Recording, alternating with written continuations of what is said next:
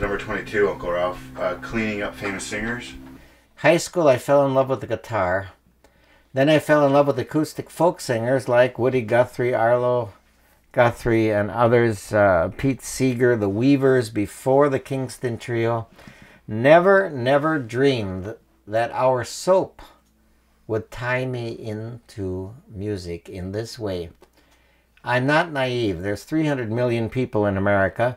We're selling roughly 5 million bottles of soap.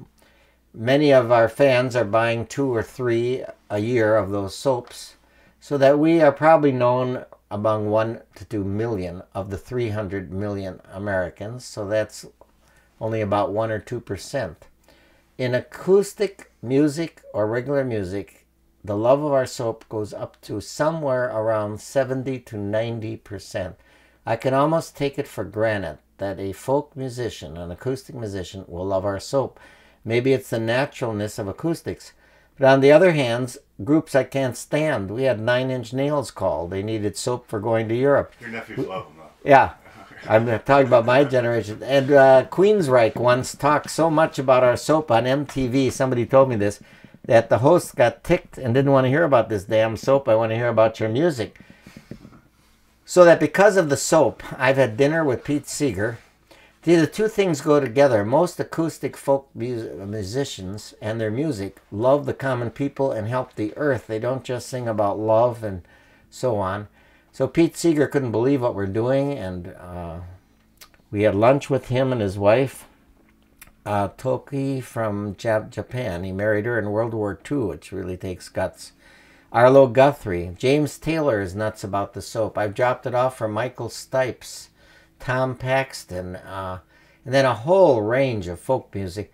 I was raising money for station KGNU in Boulder, Colorado, an independent of the independents. And a group called Leftover Salmon was rehearsing in the studio. Now, somebody was just nuts about Leftover Salmon. They had heard about that group and that. But the point is, they didn't just say, oh, I use that soap and go back to this. They dropped their instruments, came over to shake my hands. Are you really with Dr. Brenners and so on? And that is the reaction I get from musicians all over the country. Utah Phillips, one of the great social activists, member of the Wobblies. He and Pete Seeger were great friends, helped organize workers.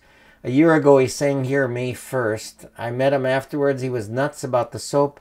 This year, he called to be my guest. The afternoon, and this is the kind of afternoon I want a singer to do. He was speaking to 65,000 Hispanics on this immigration bill. And we bonded so well that he was my guest at breakfast along with Larry Penn and a famous Wisconsin singer and their wives. I'm at the table with him, down to earth as can be. He's 72 years old now, had his hand operated on and could not play guitar for us at the Pabst Theater where 1,000 people turned out. And he sang a cappella without accompaniment, told stories, and got a standing ovation. So here I'm sitting next to him, sort of bragging, but I love telling about my relationship with Patch Adams. And he ends up whipping a red nose out of his pocket that he got from Patch Adams, putting it on. They're good friends. Many of the people that we love that are activists for social causes weave in and out of each other, so that Joan Baez would know Utah Phillips, who would know Pete Seeger, because they show up at meaningful concerts. Mothers Against the War, Patch Adams wore a pink dress to one of those. So my love for music, the soap, has gotten me into people I would only have listened to in awe.